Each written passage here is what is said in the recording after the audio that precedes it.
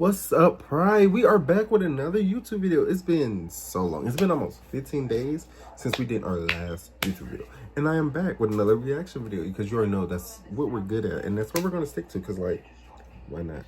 Reactions and food videos. That's all we're good at and that's all we're going to do. Because, like, what else we're going to do? We might get into makeup.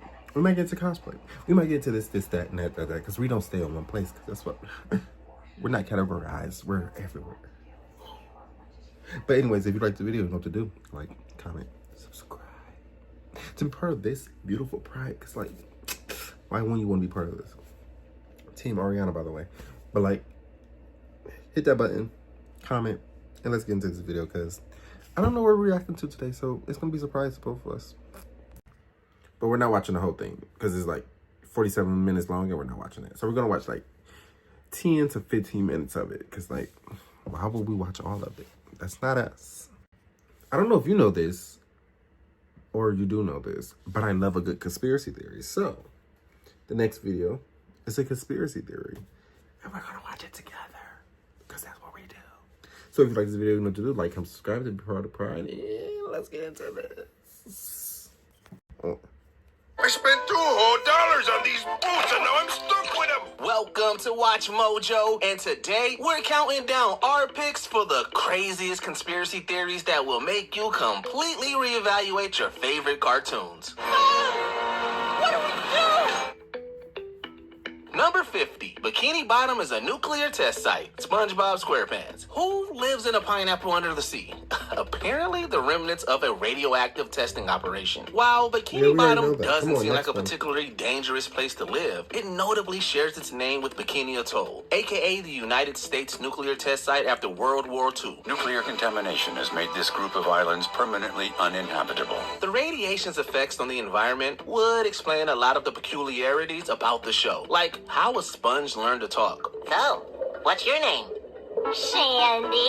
So, what do y'all call Well, mine is that yourself? one. It's a cartoon. Or how a so. school of fish managed to create their own society. The answers are all in the history books, but that doesn't make them any easier to stomach. Where have I seen this before? Number 49, Bender's reprogramming, Futurama. These days, everyone's favorite sociopathic robot is known for its vulgar and prejudicial outbursts. So it's odd to learn that wasn't always the case. Listen, buddy, I'm in a hurry here. Let's try for a twofer. Before Bender got, well, bent out of shape, he was a measly steel worker contemplating ending it all. But after a quick pep talk from Fry and a shock from a stray wire, his personality underwent a complete 180. Come on, Bender.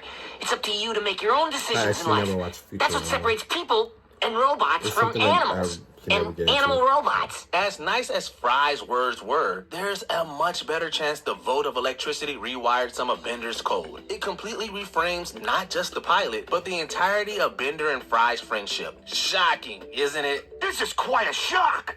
On the other hand, it's not surprising in the least. Number 48, Casper is the ghost of Richie Rich. Casper, the Friendly Ghost franchise, and Richie Rich franchise. Imagine a young kid with a cheerful smile and a penchant for well-meaning antics. Morning. Oh, no, please don't scream. I promise I won't hurt you. I'm a ghost. Yes, I admit it, but I'm a friendly ghost. Okay, You have to okay. trust me. Interesting. We could be describing either Casper the Ghost or Richie Rich. One look at them side by side is enough to prove there's more than a passing resemblance. What's more, they're both characters published by Harvey Comics. So, as morbid as it is to say, there's a possibility that Casper and Richie Rich are the same person. Just at very different stages of life, if you catch our drift. You don't have to take our word for it, though. Oh, yikes. They Okay, smell I don't believe that awful. one. 'Cause, Yes, that's a little yes, quite far-fetched, true. but okay. Bart and Lisa Simpson believe in the theory, and who are we to say they're wrong? Well, you know what I think?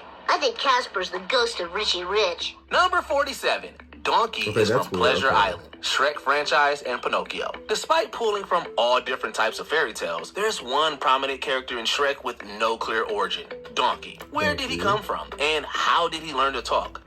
Well, it's no wonder you don't have any friends. Wow. Only a true friend would be that truly honest. The explanation is pretty simple when you think about it. He's from Pleasure Island. In Pinocchio, bad kids who visit and misbehave are sold into servitude and turned into, you guessed it, donkeys. What's going on? Never seen Pinocchio. Pinocchio himself also appears in Shrek, and in the very same scene, Donkey's introduced too. Maybe because they're coming from the same tale? If this version of Donkey's origin story is even partly true, it's amazing he's still so cheerful. We can stay up late, swapping manly stories, and in the morning, I'm making waffles. Number 46. Miss Frizzle's class grew up to be the Planeteers, the Magic School Bus, and Captain Planet and the Planeteers. Seatbelts, everyone! Please let this be a normal field trip. Full disclosure, there isn't any fancy lore, hidden details, or behind-the-scenes drama to explain this one. The only evidence we have is our eyes, and quite frankly, it's still pretty convincing. Oh, yeah! The hair matches. Stop the bus! Arnold and Wheeler are basically twins. The same goes for Wanda Lee and Guy and D.A. and Linka. Need we mention Carlos and Mati? There's a chance all the similarities are just a coincidence. But it would have to be one gigantic, massive, planet-sized coincidence. Plus, whether intentional or not, it just makes sense that Miss Frizzle's unorthodox teaching style inspired the heroes of tomorrow. As I always say, class, you're out of this What happened to world. everybody else? Number 45. Cusco wasn't the first person turned into an animal. The Emperor's new groove. Turning into a llama isn't exactly Cusco's idea of a good time. My face, good. My beautiful, beautiful face. I'm an stinky llama.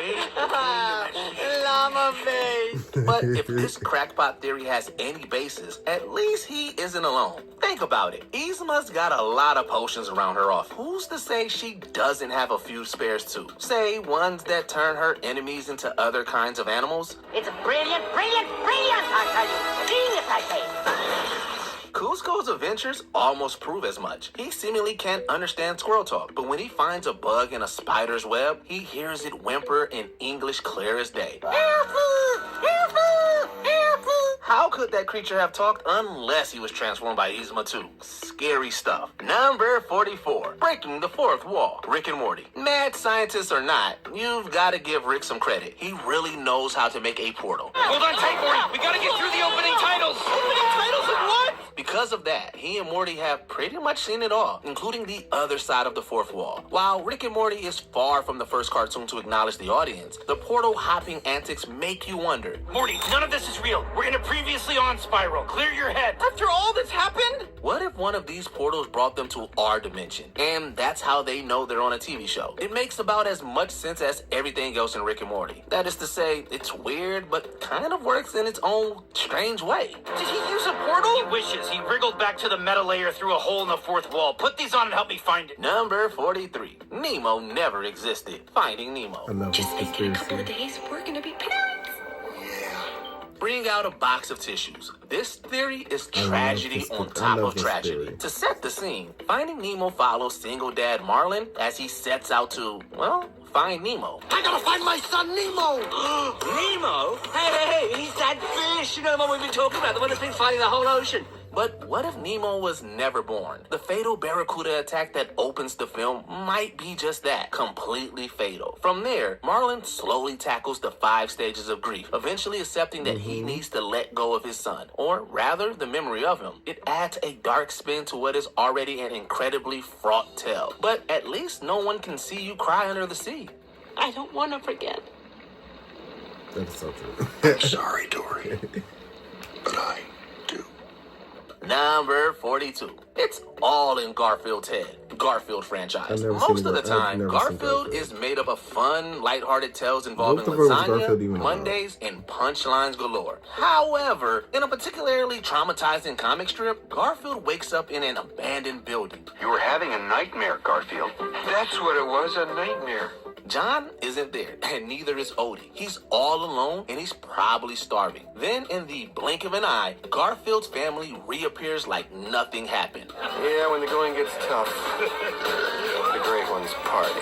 The strip ends with an ominous quote about the power of one's imagination, potentially implying that everything Garfield has been through was made up. It's so traumatic, it puts the entire Garfield canon into question. I've never Who seen knew a Garfield, so I grumpy wouldn't know. orange cat could be so depressing? Golly, this is without a doubt my all-time crummiest moment. Number 41. The Disney Family Tree. Frozen franchise, Tangled franchise, The Little Mermaid, and Tarzan. Buckle up. There's a lot to go over. In I'm ready. Frozen, Flynn and Rapunzel make a cameo attending Elsa's coronation.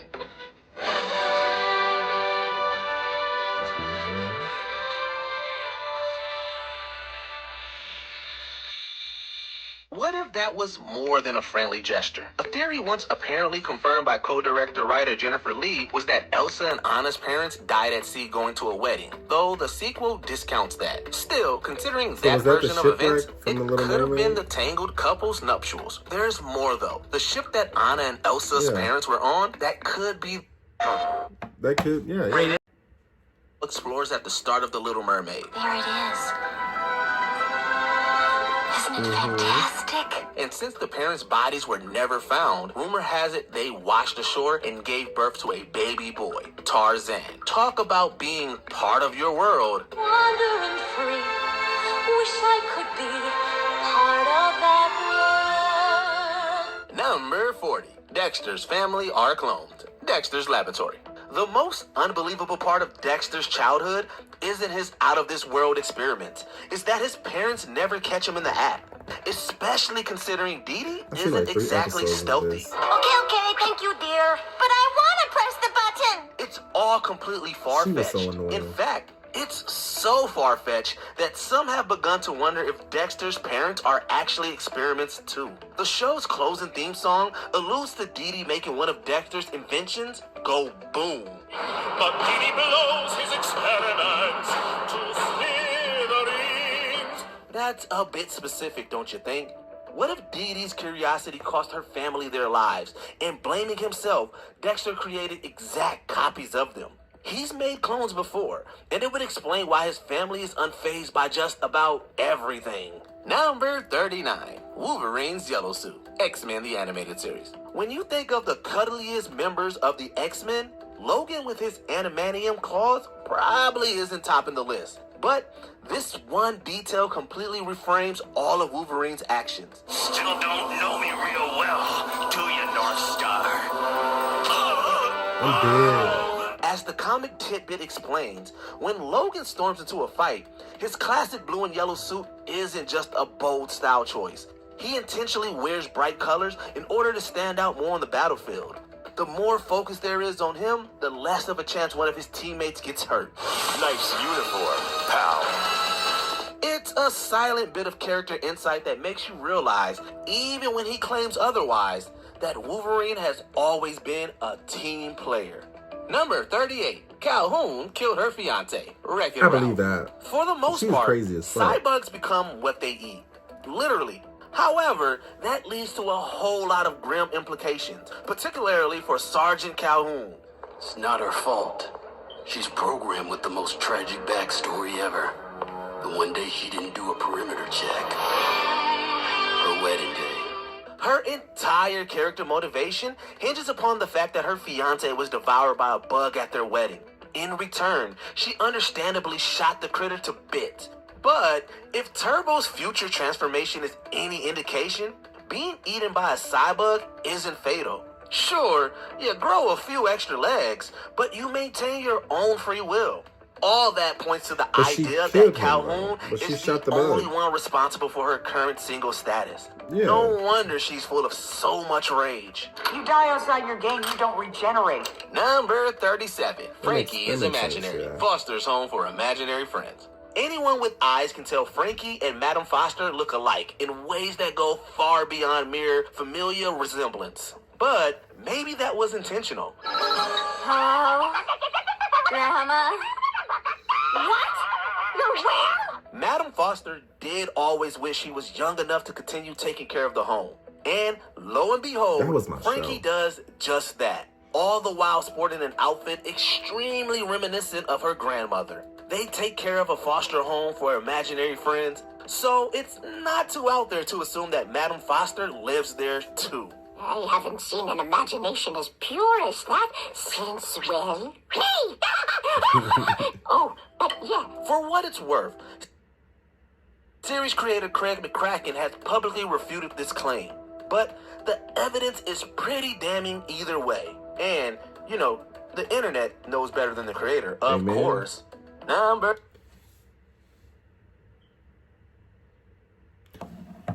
All right, we're gonna finish we're not gonna. Well, if you want another part, if you want a part 2, you know I'm always down for a part 2.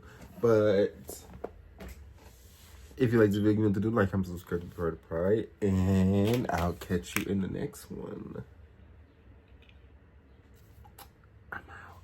I love y'all. Thank you for supporting me. Thank y'all for saying subscribe while I was gone for those days. I was in Indianapolis, you know. I was doing my thing, but like, I'm back, and videos will be dropped, so be prepared, and I'll catch you on the next one.